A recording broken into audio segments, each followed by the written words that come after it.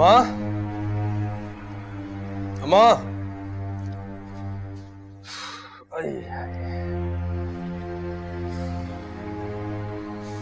अम्मा हाँ अचा पई अचा तू अची में पुट हाँ मां छा ॻाल्हाए तो किर तुंहिंजी तबियत त ठीकु आहे न? हाँ मां तबियत सही आहे। छा था पचायो तव्हां? सॼे घर में मच्छी जी खुशबू लगी पई आहे। मूंखे त ईअं थो लॻे मां के मच्छी मार्केट में थो घुमां। छा थियो अथई? तोखे त मच्छी तमामु घणी पसंदि आहे ऐं नंढपण में बि मच्छीअ लाइ ज़िद कंदो आहे। हाँ मां ईअं त आहे, पर मां उहो वक़्तु हूंदो आहे कॾहिं कॾहिं इंसान तंग अची वेंदो आहे। भला हर मौसम में माण्हू मच्छी त नथो खाई सघे न। ख़ैर आहे, जेका तुंहिंजी मर्ज़ी। हूअं बि घर में रधो पको मां ई थी कयां, तुंहिंजे लाइ ॿियो कुझु ठाहे वठां? न मां बसि हाणे छॾियोसि। हिकु दफ़ो मच्छी जी खुशबू अची वई न त हाणे मच्छी खाइणी पवंदी। छा थियो?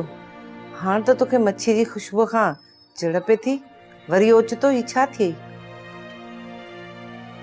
ख़बर न आहे मां तुंहिंजी माउ आहियां पुट, तुंहिंजी रग रग मां वाक़िफ़ आहियां। छा ॻाल्हि आहे? मूंखे साफ़ साफ़ ॿुधाए, तूं एतिरो मुंझल छो आहीं? अमा मूंखे लॻे थो त मां कंहिं दुबण में थो फासंदो वञां। जेतिरो हुन मां निकिरण जी कोशिश कयां थो ओतिरो हुन में फासजंदो थो वञां। कहिड़ी दुबण जी ॻाल्हि पियो करीं? ऐं तूं गुज़ारो तूं छो पियो ॾीं? मूंखे साफ़ साफ़ छो नथो ॿुधाई? अमा मां आरिफ शाह खे छो नथो छॾे सघां? छो नथो छॾे सघीस?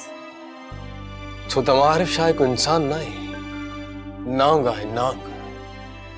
नांग बिन हू हिकु अज़दव आहे अमा, जंहिं चइनी पासनि खां मूंखे वकोड़े छॾियो आहे। मां चाहियां बि त उनजी पकड़ मां पंहिंजो पाण खे छॾाए नथो सघां। छो नथो निकिरी सघीं? मूंखे ॿुधाए त सही।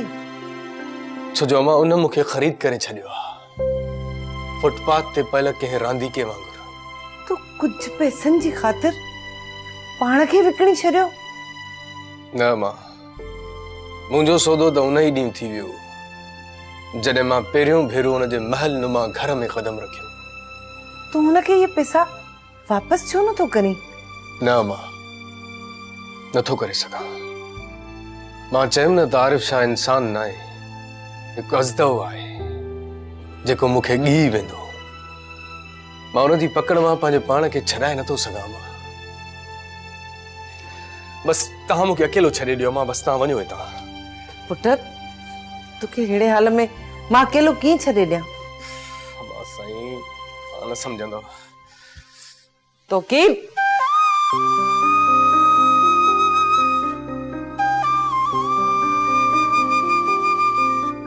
ड्रामा सीरियल फासला जा तमाम एपिसोड्स ॾिसो हाणे HD क्वालिटीअ में। विज़िट करियो असांजो YouTube channel Sindh TV HD drama.